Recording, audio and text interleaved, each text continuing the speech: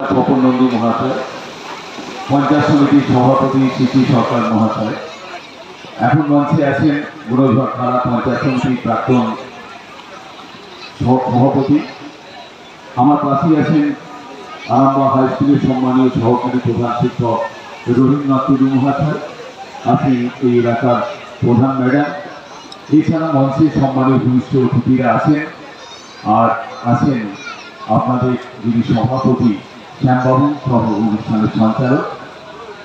আপনাদের প্রত্যেককেই অভিনন্দন জানাচ্ছি। যারা বাচ্চারা বসে আছো, আমি তোমাদের জন্য কয়েকটা কথা বলবো। মায়েরা বা বোনেরা যারা আছেন একটু শুনে নিন, আমি কয়েকটা কথা বলছি।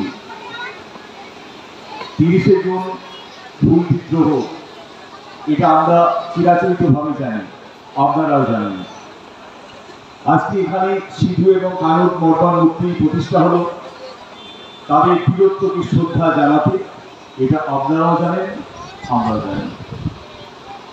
কিন্তু যে জিনিসটা আজকের দিনে আমাদের শপথ নিতে হবে, সেটা হলো সিধু কানুর যে বীরত্ব, একদিন ইস্ট ইন্ডিয়া কোম্পানির সাম্রাজ্যের যে দিকটাকে তৈরিয়ে দিয়েছিলেন তারা ছিলেন বীর বিক্রমের এক স্বাধীনতা সংগ্রামী।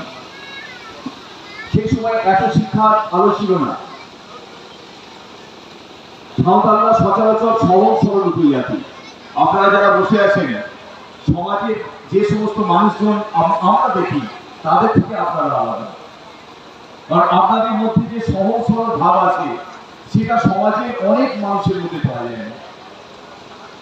সাঁওতালরা সচরাচর একটা নিজেদের মধ্যে একটা স্বাধীন সাম্রাজ্য তৈরি করে। তারা আইনের অনুশাসন ভালো লাগে না, নির্মম শোষণ শাসন তাদের ভালো লাগে না, কারণ তারা কোনোদিন কাউকে শোষণ করেনি। যে এলাকায় একটা সাঁওতাল পরগনা থাকে, সাঁওতাল একটা গ্রাম থাকে, সেই এলাকার মানুষেরা সচরাচর অন্যায় করেন। আমাদের সমাজের মানুষ, অধিকাংশ মানুষই বিভিন্ন অন্যায় বিভিন্ন আচরণের সঙ্গে যুক্ত থাকেন, কিন্তু সাঁওতালরা সচরাচর অন্যায় করেন না। তার কারণ এমন সহজ সরল তাদের জীবনযাত্রা, তাদের জীবনযাত্রা খুব বৈভব নেই, বিলাসিতা নেই, একেবারে মাটির মানুষ যাদের বলতে হয় তা হচ্ছে আমাদের সাঁওতালরা। কিন্তু আজকে সমাজের পরিবর্তন ঘটেছে। আজকে আপনাদেরকে শপথ নিতে হবে, যারা মায়েরা এখানে বসে আছেন, আর আমার ছোট্ট ছোট্ট স্নেহের ছেলে মেয়েরা তোমরা যারা বসে আছো, আজকের দিনে তোমাদের শপথ নিতে হবে, এমন ভাবে তোমাদের পড়াশোনা করতে হবে যাতে তোমাদের সমাজ সারা পৃথিবীর সমাজকে চিহ্নিত করে এমন একটা পথ, যে পথটা হবে অনেকটা উৎসাহে আমাদের আশার আলো। এখন সাঁওতাল পাড়াতে দারুণ দারুণ পড়াশোনার ছাত্রছাত্রীরা আসছে, শিক্ষার আলো খরচ করেছে, সরকারিভাবে বিভিন্নভাবে সহযোগিতা করছে যাতে সাঁওতাল ছেলেমেয়েরা যাতে এগিয়ে আসে। সাঁওতাল পাড়া থেকে ডাক্তার তৈরি হচ্ছে, সাঁওতাল পাড়া থেকে ইঞ্জিনিয়ার তৈরি হচ্ছে, মাস্টারমশাই তো প্রচুর আছেন আমাদের সাঁওতাল পাড়ায়। আমার যিনি সম্মানীয় সহকারী প্রধান শিক্ষক দেখতে পাচ্ছেন রবীন্দ্রনাথ টুডু, আমার আরামবাগ স্কুলে টোটাল স্কুলটাকে উনি দেখাশোনা করেন। কি ছাত্র, কি অভিভাবক, কি শিক্ষক, সকলের কাছে ওনার গ্রহণযোগ্যতা আছে। একটা সাঁওতাল পরিবার থেকে জন্মেছেন, জীবনযাত্রাটা অত্যন্ত সহজ সরল। আমার ওনার যে ছেলে, সে এখন বলেছে যাদবপুর, গত বছর যাদবপুর ইউনিভার্সিটিতে চান্স পেয়ে পড়াশোনা করছে। ভাবতে পারবেন? আপনাদেরকেও কিন্তু ভাবতে হবে যে এত পাশাপাশি ভালো ভালো স্কুল হয়ে গেছে, আরামবাগ থেকে আরম্ভ করে এখানে সালেপুর সমস্ত জায়গায় ভালো ভালো স্কুল আছে।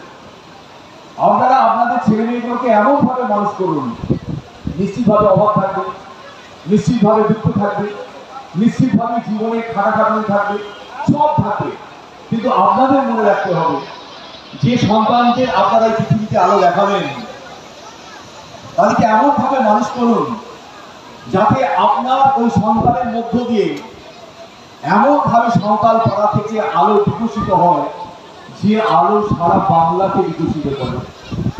এখানে যারা আমাদের ভাইরা যারা আছেন, আপনাদের বলছি নিশ্চিতভাবে আপনাদের অত্যন্ত কঠিন জীবন সংগ্রামের মধ্য দিয়ে আপনার সংসারকে প্রতিপালন করেন। সকাল থেকে সন্ধ্যা পর্যন্ত কায়িক পরিশ্রম করেন আপনারা, কিন্তু তবু আপনাদের বলছি, আপনারা কিন্তু ওই আপনার যে সন্তান তার পড়াশোনার জন্য প্রতিদিন আপনারা দেখভাল করুন, সে কেমন পড়াশোনা করছে, সে পড়াশোনার বাইরে কোথাও যাচ্ছে, প্রতিনিয়ত আপনারা খবর রাখুন।